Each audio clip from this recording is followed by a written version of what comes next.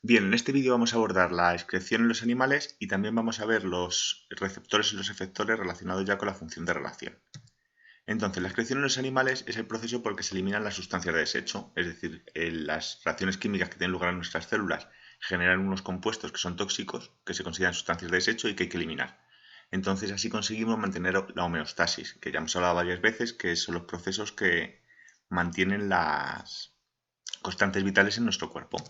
Así que tenemos que los animales sencillos, volvemos a nuestros poríferos unitarios, es difusión directo, como hay más sustancias de desecho dentro de las células que fuera, salen y así facilitan la excreción, muy sencillita. Y luego en otros animales tenemos órganos complejos, ¿vale? Estructuras especializadas en la excreción.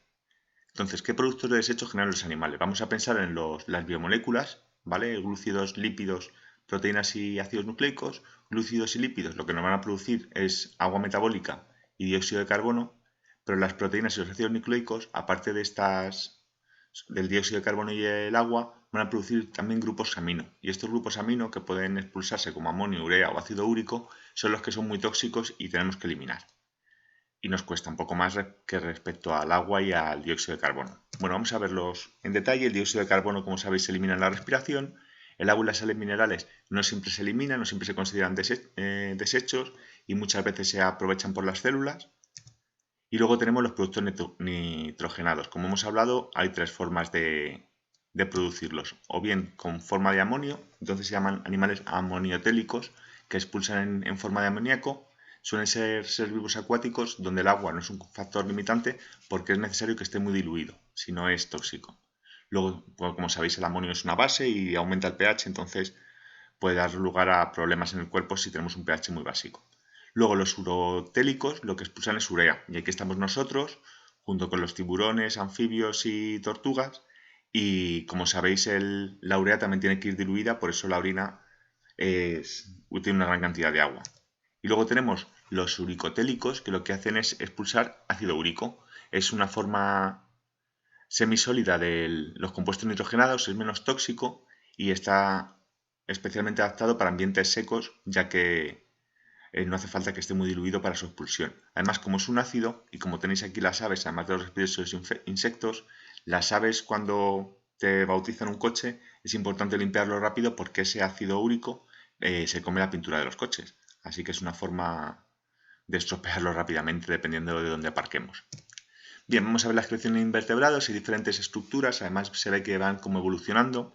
En los platelmintos, los pobres que no hemos hablado casi de ellos, aparecen los protonefridios. Los protonefridios se conectan con el medio interno, entonces tienen una serie de tubos ramificados que se ven muy bien en el dibujo y en ellos aparecen unos tubos ciegos que recorren el cuerpo.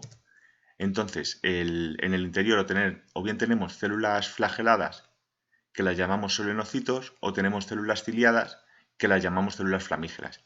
Y estas son las estructuras que se encargan de impulsar las sustancias de desecho hacia los tubos principales para que salgan por el poro excretor. Y además, en el recorrido por los túbulos se reabsorben sustancias interesantes. Normalmente se vierten, se filtran desde el celoma o desde el hemocele muchas sustancias y algunas de ellas se pueden reutilizar. Entonces se tienen que reabsorber.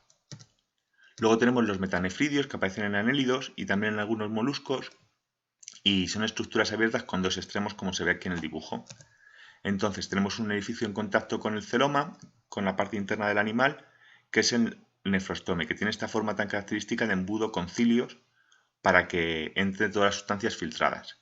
Como os decía también con los protonefridios, en esas sustancias filtradas, es decir, que van del celoma a los tubos excretores, hay sustancias de interés. Entonces tenemos un túbulo donde se produce la reabsorción. Y al final llega a una zona para expulsarlo al exterior, que en este caso se llama nefridioporo. Luego tenemos los tubos de Malpighi, que son propios de los artrópodos, de los insectos. En este caso lo que tenemos es una serie de tubos ciegos en torno al intestino. Las sustancias de desecho entran por la parte ciega que está en contacto con el hemocele y vierten al intestino las sustancias que van a ser expulsadas. ¿Y dónde se produce la reabsorción? Pues en unas glándulas que hay alrededor del final del intestino, cerca del ano, donde se reabsorben las sustancias interesantes. Entonces la filtración tiene lugar en los tubos ciegos, se comparten las sustancias de desecho con los restos de la digestión y en la parte cercana al ano se reabsorben las sustancias interesantes. Y por último tenemos la glándula verde, que es típica de los crustáceos, que está en la base de las antenas y está formada por un tubo ciego que filtra, ¿vale? Que es el que está en contacto con el hemocele, luego un túbulo de reabsorción que acaba en una vejiga de acumulación y un nefridíoporo de salida. ¿Vale? El proceso es el mismo, filtración de todas las sustancias desecho y no desecho en la parte del tubo ciego, luego en el microtúbulo o en el túbulo se reabsorben las sustancias interesantes y en la vejiga se acumulan para salir por el nefridíoporo. Bien, ¿y en los vertebrados qué tenemos? Pues en los vertebrados tenemos aparatos excretores que tienen un órgano principal que es el riñón y luego unas estructuras dentro del riñón que son las nefronas donde se forma la orina. ¿Vale? La estructura del aparato urinario del ser humano la conocéis: riñón, uréteres, vejiga y la uretra de salida. El proceso para la filtración de la sangre es que la sangre llega por las arterias renales, pasa por el riñón, se forma la orina se va por los uréteres hacia la vejiga para salir por la uretra, mientras que la sangre filtrada sin sustancias de desechos vuelve al cuerpo a través de las venas renales. ¿Qué estructura tiene el riñón? El riñón tiene varias partes, como veis en el dibujo. Alrededor del riñón hay una zona que se llama cápsula renal, que es el tejido conectivo que aísla el riñón del resto del cuerpo. Luego la parte externa es la corteza, y que es donde se ubica la mayor parte de las nefronas. Luego tenemos la médula, que tiene estas pirámides de Malpighi que acaban en estos cálices, que es donde se van los tubos colectores de las nefronas, acaban desembocando en estas pirámides y luego la orina formada entra en los cálices para ya dirigirse a la uretra. Y luego la pelvis renal, que es esta zona de aquí donde los distintos cálices convergen y acaban acumulando la orina para ya salir por el uréter. En los diferentes grupos de vertebrados pues tenemos diferentes tipos de riñones. En los peces y anfibios hay un riñón dorsal alargado, le vemos aquí, ¿vale? Y no siempre tienen vejiga. Luego los reptiles tienen dos riñones irregulares, que los tenemos por aquí, ¿vale? Esta parte verde, en este caso, por ejemplo, uno más grande y uno más pequeño. En las aves tenemos dos riñones, pero en vez de haber vejiga hay una cloaca donde se convergen el final del tubo digestivo y el final del aparato urinario, que la tenemos aquí y que luego ya sale por el ano tanto los restos de la excreción como los restos de la digestión. Y por último los mamíferos, que tienen una estructura similar a la que hemos hablado en el ser humano. Bien, la estructura de la nefrona. La nefrona, tened en cuenta que tenemos muchísimas, más de 1 millón por riñón. En ellas tenemos un corpúsculo de Malpighi, que es esta parte inicial, donde hay una parte del aparato circulatorio, que es el glomérulo, y una parte de los túbulos renales, que es la cápsula de Bowman. Y aquí va a tener lugar la filtración. Luego tenemos el tubo contorneado proximal, que es el que está más cerca del corpúsculo de Malpighi. Luego el asa de Henle, que normalmente ya penetra en la zona de la médula. Y luego el tubo contorneado distal, que es la parte del túbulo que está más lejos del glomérulo. La orina formada acaba en un tubo colector donde convergen varias nefronas, que luego, acordaos que va a los pirámides de Malpighi, a los cálices y luego ya a la pelvis renal para salir por el uréter. Bien, ¿cómo se forma la orina? Pues hay tres procesos básicos. Tenemos por un lado la filtración glomerular. Sin el plasma, sin las células ni las macromoléculas, pero la mayor parte del plasma, sustancias de desecho o no, pasan de los capilares del glomérulo a los túbulos renales de la cápsula de Bowman. Entonces necesitamos reaprovechar las sustancias buenas que hemos filtrado allí. Entonces, en la primera parte, en el túbulo contorneado proximal, se absorbe el agua y las moléculas interesantes que pasan otra vez a los capilares sanguíneos, y luego en la parte distal se tiene lugar la secreción tubular. En este caso lo que se reabsorben principalmente son sales, y esto está controlado por hormonas para saber cuántas sales necesitamos en el cuerpo para mantener la homeostasis. Entonces, filtración, paso de la sangre del plasma, o sea, desde la sangre el plasma pasa a los túbulos renales. Luego la reabsorción tubular, en la parte proximal se reabsorbe el agua y las sustancias interesantes, y en la parte distal se produce la secreción tubular, en la que se reabsorben principalmente sales para mantener la homeostasis, regulado por el endocrino. Bien, otros mecanismos de excreción, porque aparte de las sustancias nitrogenadas que hemos visto, hay que eliminar otras sustancias, dependiendo del hábitat del ser vivo. Entonces, las aves marinas, por ejemplo, que como beben mucha agua salada, acumulan mucha sal. Para eliminar esa sal, tienen unas glándulas al lado de las fosas nasales, donde filtran esa sal y la expulsan a través del pico. Luego tenemos en los anélidos las glándulas calcíferas, ¿vale? Que están aquí al lado del ano de la salida, o sea, al lado de la boca, perdonad, y lo que hacen es eliminar el exceso de calcio. La glándula coxal es una estructura típica de artrópodos arácnidos, donde se filtran las sustancias del hemocele, no vamos a entrar en detalle, que son muchas. Luego la vesícula biliar, que es muy característica de los mamíferos, aquí lo que se elimina son los restos de la degradación de los glóbulos rojos. Los glóbulos rojos, cuando se degradan en el hígado, forman una sustancia tóxica que es la bilirrubina, que es amarilla. Y la bilirrubina hace que hay que expulsarla de alguna manera, entonces el hígado la acumula en la bilis y luego se va por el digestivo. Y por último, las glándulas sudoríparas, que como sabéis tenemos los mamíferos y lo que hacen es expulsar agua con sustancias de desecho desde la dermis y contribuyen mucho a la eliminación de toxinas. Bien, empezamos un poco con la función de relación, abordando qué es esto de la función de relación, los receptores y los efectores. En la función de relación tenemos claro, vamos a usar este dibujo, que hay una serie de estímulos que pueden ser internos del interior del cuerpo del ser vivo o externos. En este caso la rana y el saltamontes. Entonces, para percibir estos estímulos necesitamos una serie de receptores. En este caso la rana está viendo al saltamontes. Al ver el saltamontes hay un procesamiento de la información en el sistema nervioso que elabora la respuesta. Dice, hay un saltamontes ahí, ¿qué hago?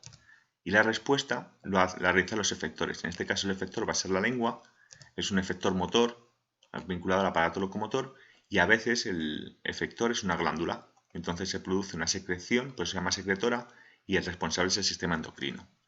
En este caso se libera la lengua por el aparato locomotor y la rana ha conseguido su comida. Dos conceptos relacionados con la relación que ya conocemos, la homeostasis, acordaos que son los procesos para mantener los valores normales de los parámetros biológicos y así para que el cuerpo pueda funcionar perfectamente. Y luego tenemos el comportamiento, el conjunto de respuestas que hacen los seres vivos y que están asimiladas, pues son las respuestas ante los estímulos. Hay respuestas muy curiosas, por ejemplo los animales sociales como los chimpancés, de cuidado y demás. Bien, sistemas de coordinación. Como hemos visto, el sistema de coordinación principal es el sistema nervioso, que hace un control directo de los órganos. Y el ejemplo, por ejemplo, podría ser mover una mano, parpadear. Son procesos que mandamos desde el cerebro a los músculos para que se realicen. Y luego hay otra coordinación más sutil o más global, que es la coordinación del sistema endocrino, que lo que hace es segregar hormonas, sustancias químicas que van por nuestro cuerpo y hacen que ese cuerpo cambie de alguna manera, por ejemplo con el crecimiento. La comparación entre los sistemas de coordinación, esta tabla es muy típica. Tenemos que la velocidad del sistema nervioso es rápido y el endocrino es lento. La duración de la orden en el caso del nervioso es corto y el endocrino es larga. La vía de transmisión, cómo se pasa la información de un sitio a otro, en el caso del nervioso es electroquímica, la sinapsis nerviosa que veremos más adelante. Y en el endocrino son las hormonas, que son las moléculas.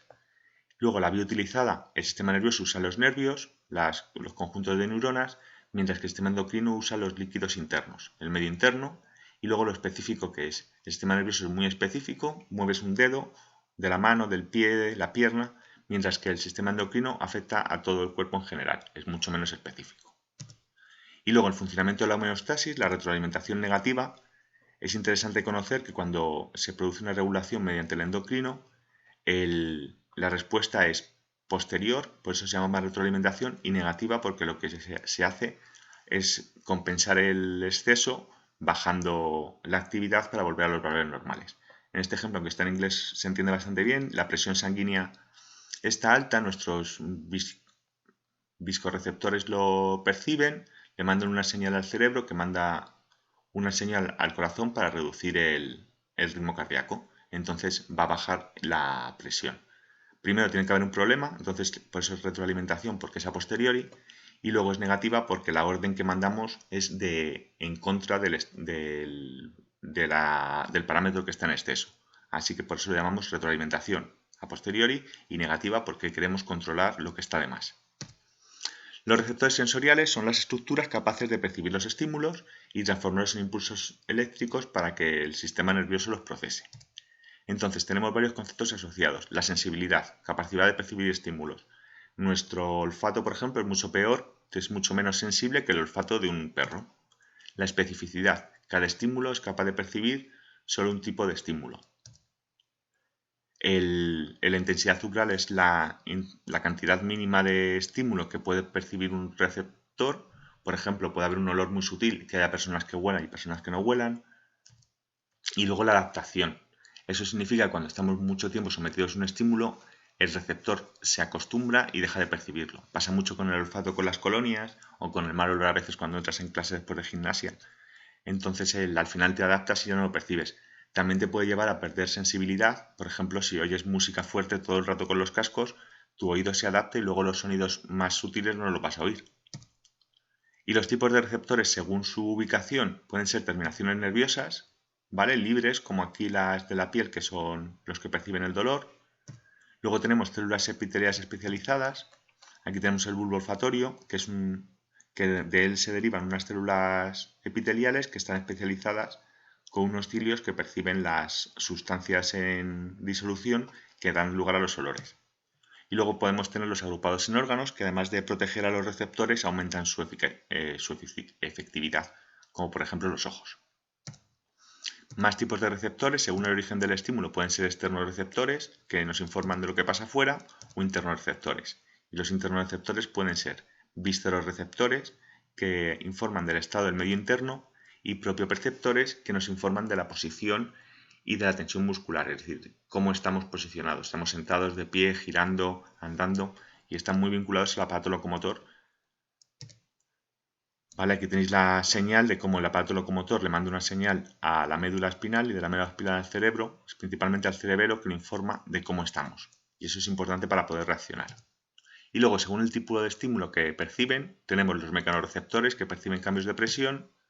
Pueden ser, en el tacto tenemos los corpúsculos de Batter-Pacini, que es el que percibe las presiones fuertes, los golpes, y el de Meissner, que percibe las presiones débiles o las caricias.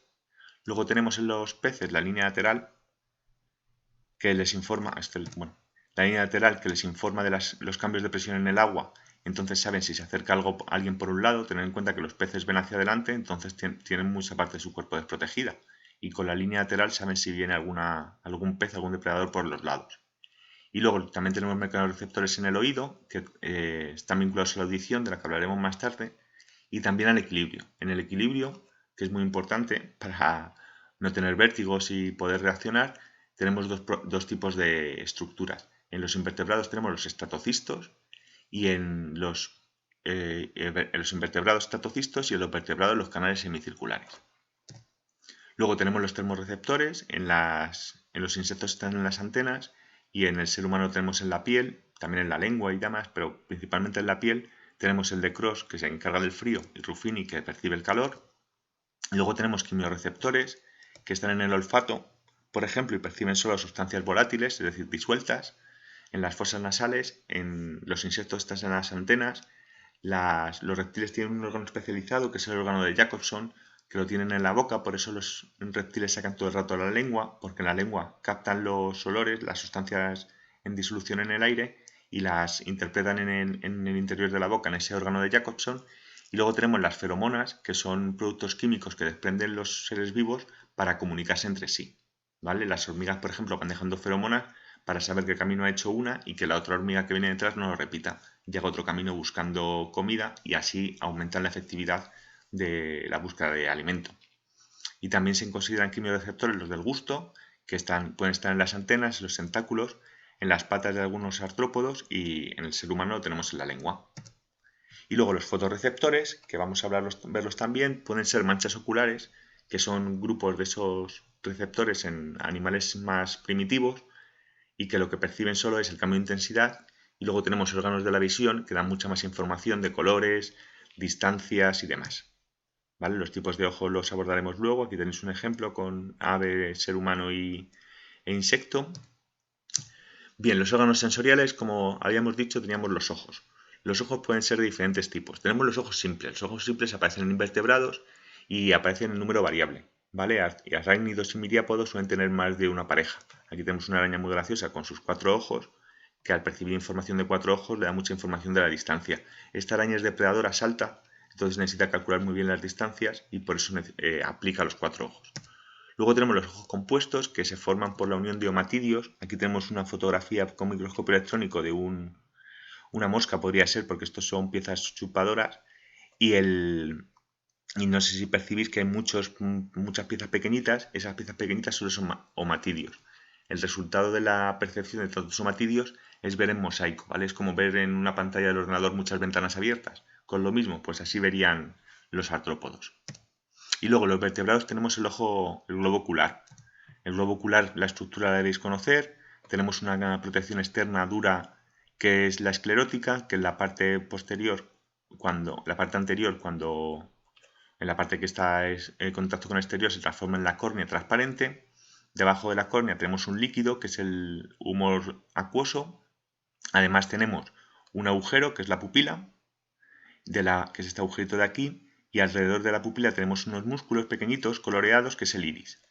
Y luego tenemos la pupila entra la luz y tenemos el cristalino, que es el que se encarga de enfocar. Luego de las capas, aparte de la esclerótica, tenemos la coroides, que es la que lleva los vasos sanguíneos y riega a las otras dos capas, y luego la retina, que es la interna y es donde tenemos los fotorreceptores. Una vez que ha entrado la luz y ha sido enfocada por el cristalino, atraviesa una sustancia viscosa, que es el humor vítreo, que hace que la imagen se enfoque un poquito más y además la coloca en la retina para transformar los fotorreceptores de la retina, la intensidad lumínica, en nervio óptico. El nervio óptico transmite la información al cerebro y la imagen que veis cuando estoy mirando este vídeo, por ejemplo, se está formando en el cerebro. El ojo lo único que hace es transformar la luz en impulso nervioso y ese impulso nervioso es interpretado por la parte occipital del cerebro y ahí se forma la imagen. Además, voy a aprovechar esto porque en clase no me va a dar tiempo a hablaros un poco de la evolución convergente del ojo en cuanto a los vertebrados y los cefalópodos. El ojo de un pulpo se parece muchísimo al ojo de un ser humano. Si veis aquí la estructura, es prácticamente igual. Tiene una córnea, tiene un cristalino, tiene un humor vítreo y tiene la retina en el fondo. Esto es un ejemplo de evolución convergente. ¿Vale? Aquí tenemos las dos evoluciones, la evolución que dio lugar al ojo humano y la evolución que dio lugar al ojo de los cefalópodos más desarrollados. En los vertebrados, partiendo de los platelmintos que tienen estas manchas oculares, se ve como el globo ocular se va profundizando y los fotorreceptores se separan del exterior para protegerlos. Al hacer este proceso van dejando un huequillo que es la pupila, se forma una estructura para enfocar que es el cristalino y al final obtenemos un ojo como el humano o el de las aves que tiene bastante percepción. Sin embargo, en los invertebrados tenemos aquí un anélido que tiene unos fotorreceptores muy sencillos, unas manchas oculares. En los bivalvos estas manchas oculares se empiezan a proteger. En los cefalópodos más sencillos ya hay un globo que protege a los fotorreceptores, pero que no tiene estructuras de enfoque, no tiene cristalino y no tiene iris. A medida que va evolucionando el grupo de los cefalópodos, se acaba convirtiendo en una estructura muy similar porque es muy eficiente, porque la evolución tiene esta cosa de que las cosas que funcionan reaparecen. Entonces esta estructura del ojo con una protección de la esclerótica, una zona de enfoque en el cristalino y los fotorreceptores protegidos en el fondo del globo ocular se repiten en los dos sitios. Bueno, una curiosidad. Y acabamos con los órganos auditivos que en el caso de los vertebrados están formados por un conducto auditivo. Tenemos una cadena de huesecillos, desde los peces, que es un único hueso, hasta los mamíferos, que tenemos 4, va evolucionando. Estos huesecillos amplifican la señal y esta señal se transmite a una estructura, en nuestro caso el caracol o la cóclea, donde tenemos un líquido que se ve afectado por esa vibración y estimula los mecanorreceptores que están en el interior de la cóclea. También los órganos auditivos se pueden usar para la ecolocalización, muy típica en delfines y en murciélagos. Lo que hacen es emitir un sonido y al percibir el rebote de ese sonido son capaces de ver la distancia del tipo de objeto a la que se están enfrentando, a qué distancia y qué tipo de objeto hay delante de ellos. Y respecto a los efectores, el aparato locomotor, como sabéis, son los que ejecutan la respuesta motora. En este caso tenemos el esqueleto, que sirve de soporte de protección y es la parte pasiva del movimiento. Y tenemos 3 tipos de esqueleto. El esqueleto hidrostático, que está formado principalmente por agua y aparecen cnidarios, anélidos y algunos moluscos. ¿Vale? Los fluidos están comprimidos por el sistema muscular, entonces se ve muy bien, por ejemplo, una lombriz cuando se mueve se va engrosando porque tiene más agua en la zona donde se está moviendo. ¿vale? Entonces al moverse una lombriz se engrosa y se adelgaza por partes. Luego tenemos el exoesqueleto, que puede ser de carbonato cálcico o de quitina. En los bivalvos lo pueden abrir gracias a los músculos abductores, y en los artrópodos las piezas de quitina están unidas a músculos que permiten su movimiento individual y hace que tengan esta movilidad tan peculiar. Se ve muy bien a la hora de masticar una mantis, se ve muy bien cómo va moviendo cada uno de los músculos del aparato bucal. Y tenemos los endoesqueletos, en donde los incluimos nosotros, que son piezas duras internas. En equinodermos son de carbonato cálcico y tienen en algunos grupos movilidad gracias a los músculos, mientras que en los vertebrados tenemos el esqueleto formado por cartílago o por huesos, y normalmente se diferencian dos partes: un eje axial formado por el cráneo, la columna vertebral y las costillas, y luego un esqueleto apendicular, que son los apéndices, que tenemos las cinturas, que son las que unen el eje axial con las extremidades, y tenemos la cintura escapular y la cintura pélvica, y luego de ellas surgen las extremidades inferiores. Entonces, eje axial, cráneo, columna vertebral y costillas; esqueleto apendicular, las cinturas y las extremidades. Y para cerrar el tema del vídeo, vamos a hablar del sistema muscular. Aquí tenemos unas células especiales que se llaman miocitos o fibras musculares, que tienen muchas proteínas capaces de contraerse y relajarse. Hay dos tipos de musculatura: la musculatura lisa no está relacionada con los huesos, y aquí es la que se encuentra en los órganos. Aquí os he puesto la musculatura del sistema digestivo. ¿Os acordáis que hablábamos de los movimientos peristálticos, que suelen ser muy fuertes? Son movimientos involuntarios, no los podemos controlar, pero que no se cansan. Eso es muy interesante. Además, están controlados por el sistema nervioso autónomo. No podemos regular ni cómo se mueve la comida en nuestro interior, ni si se contraen un poco los vasos sanguíneos para estimular el flujo sanguíneo cuando queremos aumentar la presión sanguínea. Y luego la musculatura estriada, las fibras proteicas están orientadas y se produce una contracción rápida, pero sí que se cansa. En general, tenemos dos tipos: el estriado esquelético, que está asociado a los huesos o unido a ellos por los ligamentos, y está asociado al desplazamiento. En este caso lo controla el sistema nervioso somático, es decir, la consciencia, son movimientos voluntarios.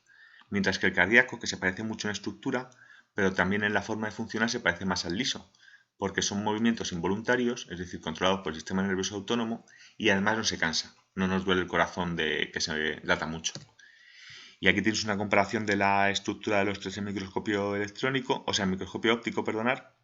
No se acaba de ver muy bien, pero vamos, aquí en el caso del músculo cardíaco, del músculo estriado, sí que aparece esta ordenación de las fibras, o sea, de las proteínas, y da lugar como estructuras fibrilares.